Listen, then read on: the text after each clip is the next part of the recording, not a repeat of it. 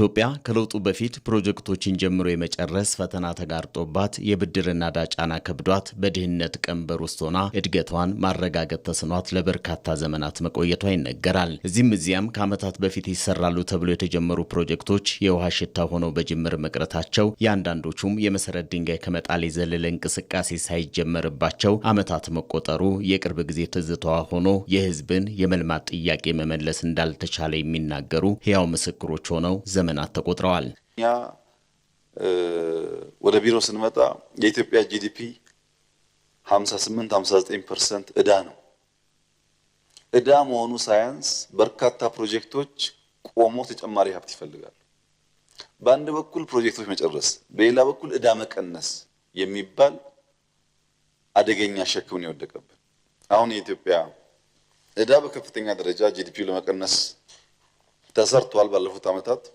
አሁንም ብዙ ስራ ይጠበቅብናል። እነዚህ የኢኮኖሚ ስብራቶች ከለውጡም በኋላ ቢሆን መንግስት በአንድ በኩል የቀደመን ዕዳ እየከፈለ በሌላ በኩል ደግሞ ለበርካታ ዓመታት የቆሙ ፕሮጀክቶችን ችግር ከመሰረቱ ፈቶ ለፍጻሜ በማብቃት ለዘመናት ያደሩ የቤት ስራዎችን ፈጽሞ ዕዳን ማቃለል ዋነኛ ተግዳሮት እንደሆነ ይነገራል። ሀገርን ከበለጸጉ ሀገራት ተርታ ለማሰለፍ ብሎም ከነሱ ጋር ያለውን የእድገት ልዩነት በማጥበብ እምርታዊ እድገት ማምጣትን ትኩረት የሚሰጠው የመደመር መንግስት እሳቤ ከፊት የቀደሙትን ዱካ ተከትሎ ከመርገጥ ከሌሎች ስኬትና ውድቀት ተምሮ በፍጥነት መሻገርን ተግባራዊ በማድረግ ከችግሮቿ በላይ ከፍ ያለች ሀገርን ለመፍጠር የተሻለ አማራጭ እንደሆነ ይመክራል። አዳዲስ የመልማት አቅሞች ማውጣት፣ አዳዲስ የገበያ ዕድሎችን መፍጠር፣ ያለን አቅም ማዘመን፣ ወደ ዓለም መስፈንጠር፣ መዋቅራዊ ሽግግር ማረጋገጥ፣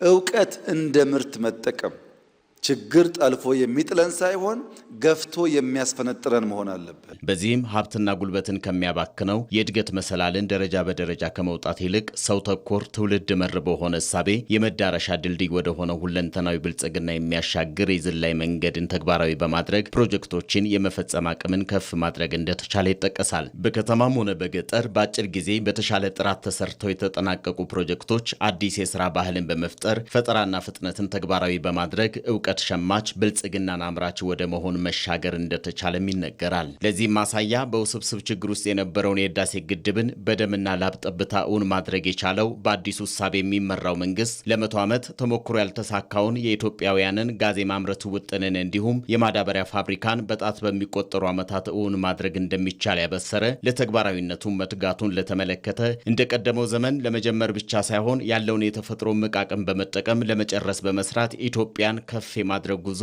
አንዱ ማሳያ መሆኑ ይገለጻል።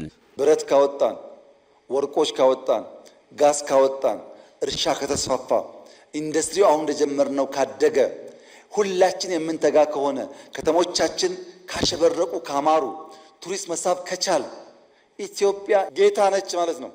ጌቶች የምትባል ሀገር።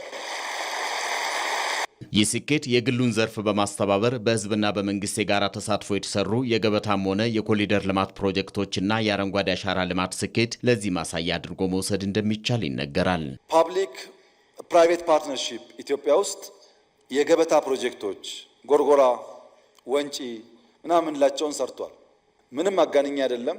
እስካሁን በዞርኩበት ዓለም ጎርጎራን የሚያክል ጥራትም ግዝፈትም ያለው ሪዞርት አይቻልም። ትብብሩ ያዋጣል ማለት ነው። ይህ ያልተኬደበት መንገድ አዲስ ተሞክሮ ያመጣው ውጤት የፈጠረው መነቃቃት የመቻል ስነ ልቦናን በማሳደግ ሀገር የማበልጸግ ርዕይን እውን የሚያደርግ እንደሆነ ይታመናል። የአመራር ቁርጠኝነትና ከፍተኛ የህዝብ ተሳትፎ ያስተሳሰረው የተባበረ ክንድ መስዋዕትነት የሚጠይቀው የእድገት ጉዞ የሚያስከፍለውን ዋጋ ሁሉ በመክፈል የሀገርን ሁለንተናዊ ብልጽግናን ማረጋገጥ አዲሱ አዋጭ መንገድ ነው።